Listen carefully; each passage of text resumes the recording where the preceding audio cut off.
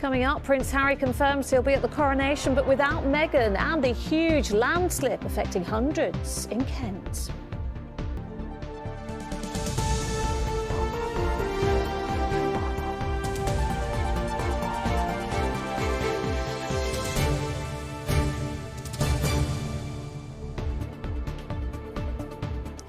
Tonight, the £150 million payout for the survivors and bereaved of Grenfell. ITV News understands that is the figure agreed in a civil settlement for around 900 people, but for those affected, there is no price for the 72 lives lost. The correct price, whatever it may be, would involve liability. I mean, that's the key issue for me. None of them admit liability for this. Also ahead, a blow to the Mayor's ULEZ expansion plans. 5 councils win the right to a High Court challenge. Prince Harry will go to the coronation, but he'll be without Meghan, confirmation from Buckingham Palace. A huge landslip in Kent, hundreds of homes still without mains water. And is this your snake? The slippery discovery in North London. Good evening. We know the human cost of Grenfell, but tonight the financial cost, the compensation has been laid bare. A High Court settlement has been reached with almost 900 people whose lives were ruined or changed by the tragedy. ITV News London can exclusively reveal that figure is £150 million. The civil claim will have no impact on the public inquiry report into the fire or any potential future criminal charges. And for so many of those affected, money will never be enough to compensate for the 72 lives that were lost. Rags Martel reports. We've known the human cost for years. 72 lives were taken in the fire at Grenfell. But ITV News has learned the financial cost of the tragedy. A civil claim settlement with a payout of £150 million to bereaved, survivors and residents. Hidden from public view, away from the inquiry and police investigation, a Grenfell case has been ongoing at the High Court. It's a civil claim involving the victims and big corporations.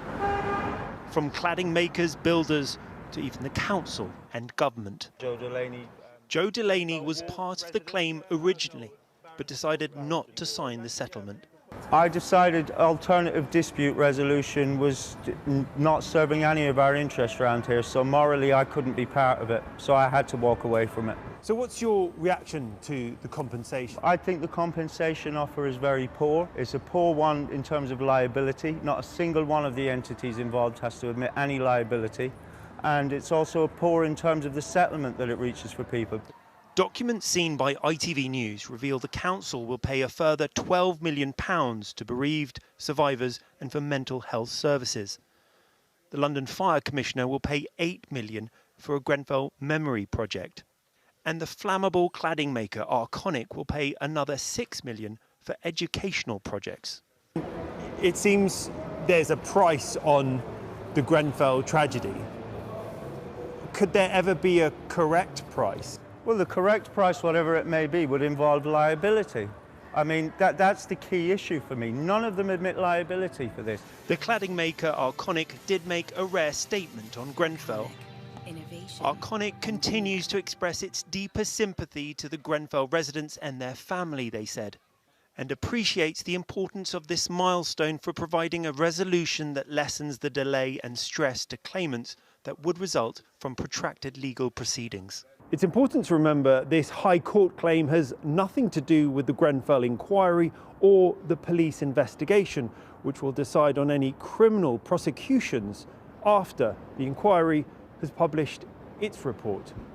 You didn't live in the tower, but you were so close to it and saw so much. What impact has it had on your life? I mean, it might sound childish, but in your head you're just thinking, this isn't fair, something has to be done. And signing this agreement, people are basically saying that, you know, killing people would just become a cost of doing business. This is just a small financial settlement, but what people really want here is justice. Rags Martel, ITV News, Grenfell Tower. On to our other main story this evening. Sadiq Khan's plans to expand ULEZ could be stopped in their tracks. The High Court has ruled there is sufficient evidence that his decision may have been unlawful. Our political correspondent Simon Harris has the latest. Londoners are divided over Sadiq Khan's plan to expand the ultra-low emission zone. In the most extreme opposition, more than 30 enforcement cameras have been vandalised. But four Tory-controlled London boroughs, Bexley, Bromley, Harrow and Hillingdon, along with Surrey County Council, chose a legal route to challenge the mayor. Today they learnt their bid for a judicial review was partially successful, and the High Court will now decide if the ULEZ expansion is lawful. Our job clearly now is to try and convince the judge of the merit of the case, and fingers crossed we'll carry the day. But law's a strange thing, as everyone knows, so it's not over till it's over. This is a stepping stone, and we hope to go on from here. The councils challenged the mayor on 5 grounds, but only 2 will be considered by the High Court. That the mayor failed to comply with certain statutory requirements, and there was no public consultation on his £110 million scrappage scheme. City Hall said he would robustly defend his plan to extend the ULEZ on August the 29th. I'm determined to take action. The Chief Medical Officer agrees with me, Imperial College agrees with me, Great Ormond Street Hospital agrees with me, many clinicians and experts agree with me, most Londoners agree with me. We should now need to get the court case out of the way and get going for August. Teddy has a chronic breathing condition and needs regular trips to hospital from his home in Croydon. His parents' car doesn't comply with modern emissions standards and they fear they'll be forced to pay the £12.50 ULEZ toll. Teddy's dad, Kingsley, has set up an anti-ULEZ Facebook page with more than 30,000 followers. Our car's not compliant, we can't afford a new one. My son's got PCD and we have to carry various medical equipment to and from hospital quite regularly. We can't do that on public transport and we can't afford a new car. And we sure as hell can't afford the £12.50 a day, so we're in a stuck situation, unfortunately. But supporters of the ULEZ are worried the court case could lead to the August launch being postponed. We are now quite rightly concerned about whether this is going to delay action on clean air in London, because we are seeing severe health impacts as a result of illegal levels of air pollution and air pollution that breaches World Health Organization guidelines. The High Court case, which could decide the fate of Sadiq Khan's flagship policy, is expected to be heard in July. Well, Simon, look, it is a divisive issue, isn't it? But I guess the question is, what happens now? Well, City Hall seem to be trying to play down the significance of today's decision. A source close to the mayor pointed out that 3 of the grounds for a judicial review had been rejected. But that means 2 of the grounds will now be the subject of a full court case to decide whether the ULEZ expansion is unlawful. Now, the mayor might win. We don't know. He's certainly determined to defend the case, as we heard there, or at least Transport for London will. But what happens if he loses? That's what we really don't know. Is it possible that he will have time to revise the plan for the ULEZ expansion before the August launch, or will it have to be postponed? Well, Simon, whatever happens, we will be following it. Thank you. Next tonight, it's been confirmed that Prince Harry will be in attendance for his father, the King's coronation next month. The service is set to take place at Westminster Abbey on May the 6th. However, Meghan, the Duchess of Sussex, will not be travelling to the capital for the big day, remaining in California with the couple's children instead. Well, Daniel Henry is outside Buckingham Palace this evening. So, Daniel, this follows months of speculation. It's a yes from Harry, but a no from Meghan then. That's right, Lucrezia. Months and months of speculation. So let me take you straight to the statement. It reads, the Duke of Sussex will attend the coronation service at Westminster Abbey on the 6th of May. The Duchess of Sussex, that's Meghan Markle, will remain in California with Prince Archie and Princess Lilibet. Now, what this means is that Prince Harry will be here for the coronation, but he'll miss his son's 4th birthday, which takes place on the same day. Now, there are expected to be 2,000 people here, well, not here, but down at Westminster Abbey to see that coronation take place, and there are expected to be many more. Just over my shoulder, you can see some of the preparations already being put underway opposite Buckingham Palace as the seats are being put in place for people to see this coronation take place, this historic day. And now we know that Prince Harry will be here, but what we don't know is the role he's going to play. What's he going to do? Will he be on the balcony with the family? That's not clear. But after months and months of speculation and some questions that he's raised about the institution, we know that he'll be here to support his family on what will be an historic day for the royal family. All right, Daniel at Buckingham Palace, thank you. The Deputy Mayor for Policing and Crime is urging people with information to come forward after a string of Easter holiday stabbings. 2 people were killed at the weekend and a number of others injured. And last night, 2 16-year-old boys were taken to hospital after they were stabbed waiting for a tube in Stratford. It's always concerning when you see violence happening on the streets of London. We've got to be really clear that we're doing everything we can. The police are out there. They've made arrests in the case of the Chingford young man who lost his life. They're out there patrolling, tackling violence, and we are also investing from City Hall. The Mayor is investing in activities for young people to do. And former BBC and Capital DJ Tim Westwood has been questioned twice under police caution over 5 alleged sex offences. The Met confirmed they are investigating 5 accusations alleged to have happened between 1982 and 2016. The 65-year-old has not been arrested. A road in Swanscombe in Kent is still closed after a cliff collapsed, cutting water to around 600 homes. Tankers are supplying them with clean water while repairs take place. It's believed the huge landslip was caused by a burst pipe. But from there, James Dunham has the latest. The sudden explosion of thick, chalky dust following the dramatic cliff collapse has left Galley Hill Road a severely damaged wreck, with drooping cables exposing homes and companies to the perils of being without internet and water. It's not going to work, is it? No. For this electrical installation firm, lack of connectivity means loss of trade, with jobs unable to be completed. The whole day now and some of yesterday as well, we can't do our everyday work. What's the water situation like? That a trickle comes and goes. It's a joke, to be honest. Water, meanwhile stored in a wheelie bin, is used to flush the toilets. So I've got 8 staff that basically can't really do anything. So those wages I've got to find. It's a real tight market. This will be a blow to us.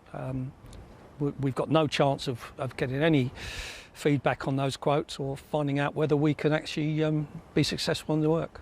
Residents and businesses tell me what's making the situation worse is the lack of communication. There was a meeting yesterday between Kent County Council and Thames Water about the next steps of dealing with this landslip, yet no information has been shared publicly and there's no guarantee yet as to when the water supply will be returned to normal.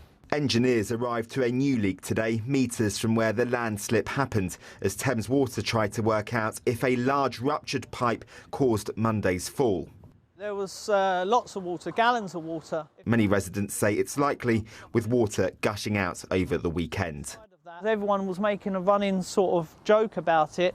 Oh, when's the next big leak going to be? And there were people putting canoes up on social media saying, oh, Thames Water now supplying all the residents with canoes as a joke. But it's a lot more serious than that now. I think it will be up to the people assessing that location to assess not only the existing stability, but also clearly the water regime and the control of that water regime, again, with drainage, leakage, any kind of ingress of water into that whole location, not just at the collapse site, but extending right the way along that where the road is very much adjacent to the cliff edge.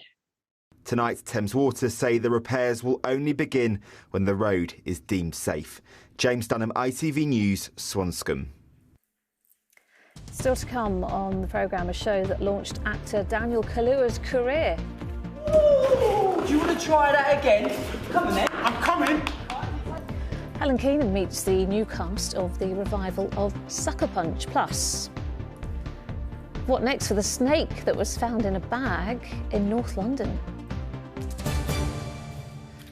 But first, the spiralling cost of childcare is forcing 1 in 4 parents to give up their job or drop out of education, according to a new study. Londoners are hit the hardest with the highest childcare costs in the country.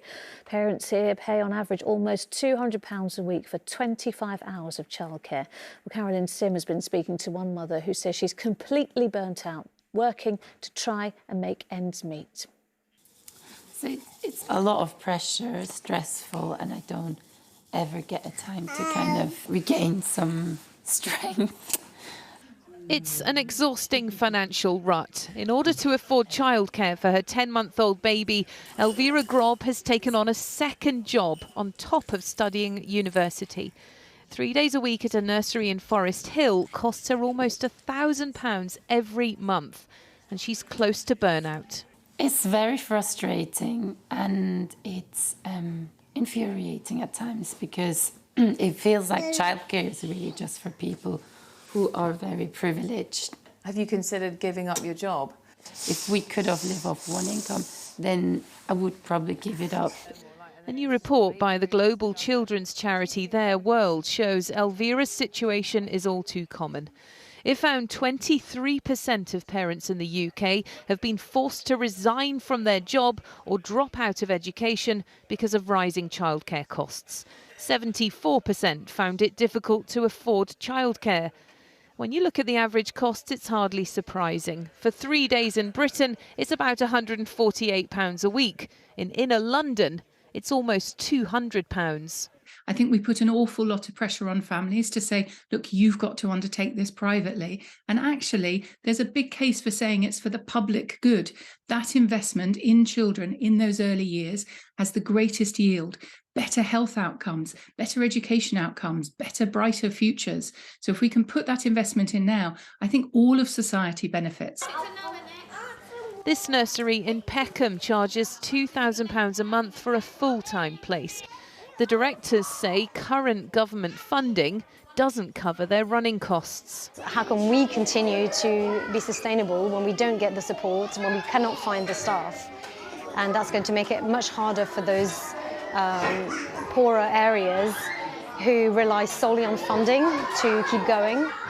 And if they don't get the funding, and if the funding doesn't even cover all their costs, then they're going to struggle and they will close down too.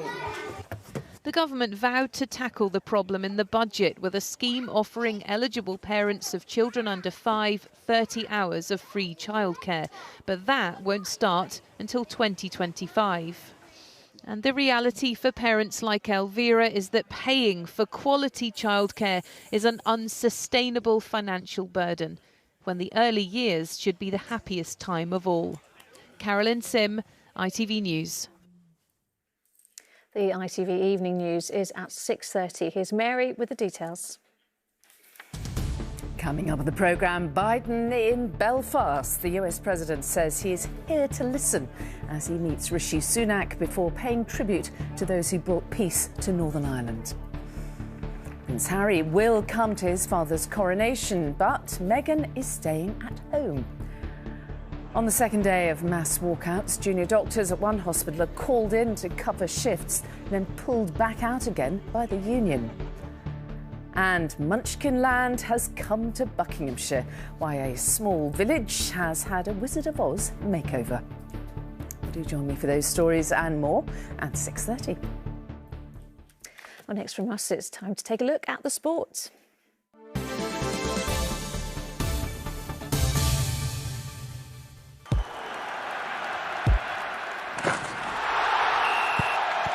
Zero Accounting Software sponsors ITV Regional Sports Report.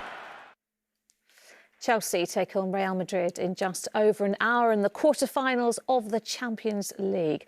Well, fans are gearing up for the match in bars and restaurants in the Spanish capital. Frank Lampard is leading the Blues for his second match in charge following his return to the club last week. Real Madrid are the favourites, but Chelsea fans say they can't let the pressure get to them. We're up against it. There's no doubt that Madrid are favourites, particularly with the way we've been performing in recent weeks and recent months. Obviously, March, we went unbeaten, but you couldn't really say that we were 100% convincing. And then obviously with the managerial change on Saturday, it was a bit of a back step. The performance wasn't good enough. And I think we need to make sure that that's out of our minds. And Watford have announced that Chris Wilder will remain as manager until at least the end of the season, quashing speculation he would be sacked after just 36 days in charge. It had been reported that the 55-year-old was going to be the latest managerial casualty at Vicarage Road, with Italian Francesco Farioli linked with the job.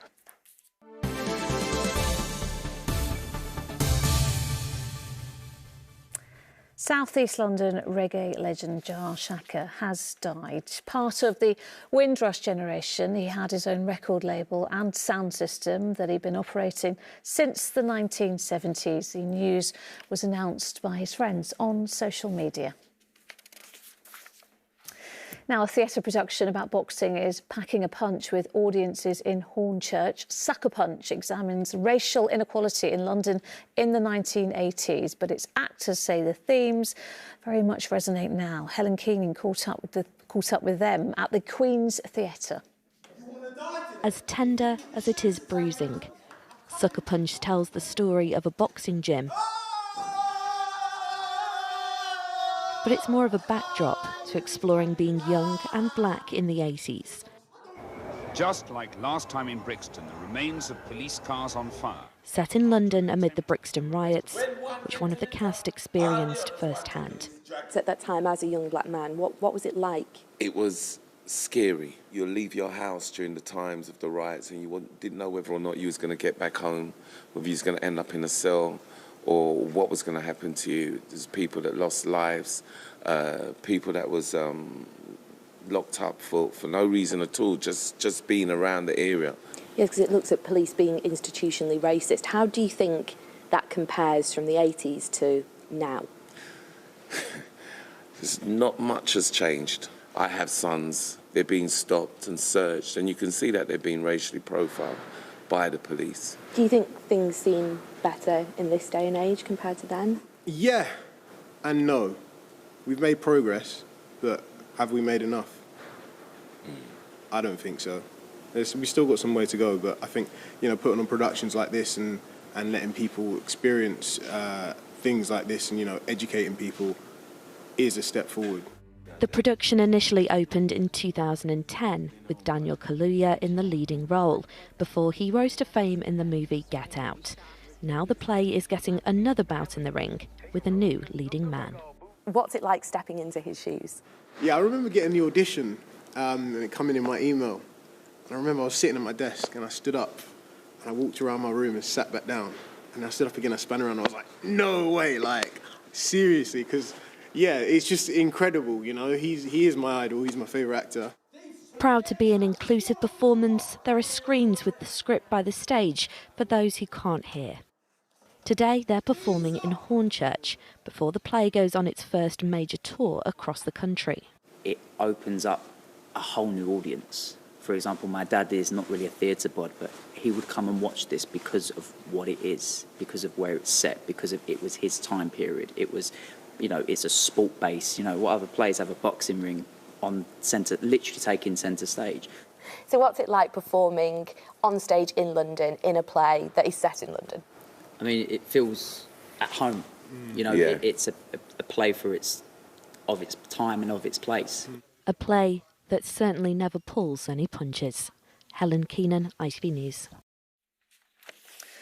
A reminder of our top story tonight. More than 900 bereaved family members, survivors and residents from the Grenfell Tower fire have agreed a settlement of civil claims. 72 people were killed in the fire in 2017. Cladding firm Arconic has confirmed it was among the companies involved in the High Court case and had agreed to a settlement. Those who took part in the claim were represented by 14 legal firms who stress the agreement does not impact the potential for any criminal charges to be brought in the future. Sally is here now to discuss this delightful weather that they were having at the moment. Awful. But first, you've got some news of a rare reptile that's been found. Well, yes. If anyone is missing a snake in their life, this could be theirs. It's been found in Chingford, and it's actually, I think, a snake's go quite cute. It's found by a member of the public, and the National Centre for Reptile Welfare sent a photo of it that wasn't particularly good, and they were slightly concerned that it might have been a black mamba. Oh, goodness. They called in an expert. advert, and it's not. It turns out it is a Mexican black king snake, actually quite placid. It's about 3 to 4 feet long. Can you imagine finding that? Anyway, they think it might have had a little encounter with a cat, because apparently it's got a bit of a scratch on it. But anyway, if anyone knows who that snake belongs to, you can get in touch with the National Centre for Reptile Welfare. Put that in your contacts. Needs to go home. Yeah. You had an encounter today, didn't you, with a shower? A shower, yes. I did indeed. First in the morning, and then when I left to come into work. Yeah, because the heavens opened on me. It was awful. You were soaked. I felt really bad because I laughed. I was like, oh, phew, I've told everyone it's going to rain, and it had rained, because when I went out, it was sunny. Sorry about that, Lucrezia. It's just too changeable for me. What's going on? Well, it is, as you said, April showers. Yeah. But someone, or should I say a couple, are particularly enjoying it. Take a look at these gorgeous little pigeons. Canoodling in the rain. It's so good. It reminds me of that film, 4 Weddings and a Funeral, with Andy McDowell and Hugh Grant, when she turns around and says, "Is it raining? I hadn't noticed." What a line. I know. What a line from movie history. Tell me, is there more rain on the way? Well, there will be more rain, but it's also going to get a bit milder. Let's take a look. Here's all the details. ITV London weekday weather is sponsored by Octopus Electric Vehicles. Car, charger and energy. Hello again. I hope you had a lovely day and managed to avoid scenes like this. That is pretty fierce clouds right there. Brighter, you'll be pleased to hear, tomorrow morning, and a bit dry tomorrow. Still some showers around. Unsettled again as we head into Friday, but into the weekend things are looking a little bit milder. Let's take a little look at the pressure chart and see what's going on. So this low here is what's moving in on Friday, and a bit of uncertainty as to how far north that rain will come. Generally drier into the weekend, a bit of cloud around, maybe more sunny spells at the moment on Sunday. And as I said, temperatures coming up a touch. Right, let's take a look at tonight. So we've still got some gusty winds out there and those showers moving through, possibly with a bit of hail and thunder in them, but they do eventually clear away. And a bit like last night, the second half, or the end to the night, is looking much clearer, generally calmer. Where we've got the coldest spots, there might be a touch of frost around first thing tomorrow morning, but also to go with it, quite a nice bright start. Still a little bit breezy though. And as we go through the day, a bit more cloud moving in, and possibly the odd shower, the odd rumble of thunder, but pretty well scattered, many areas, avoiding them and staying dry. And that breeze should ease a little bit through the day. Temperatures therefore feeling a touch up. We've got highs of 10 to 13 tomorrow. If you've got plans for the evening, fairly similar to the daytime, some cloud, a shower here or there, but generally not too bad. So as we move on into Friday, that's where things become quite changeable again. Keep an eye on the forecast for the track of that rain. It's going to be feeling quite cool on Friday, but as we move into Saturday, the temperatures gradually start to come up, and as we head into the start of next week as well. That's it for now. I'll see you later on. Cheerio. ITV London weekday weather is sponsored by Octopus Electric Vehicles. Thanks, Sally, and that is all from us for now. We're back with the latest after news at 10. Up next, the ITV Evening News with Mary, but from me and all the London team. Bye-bye. Have a good evening.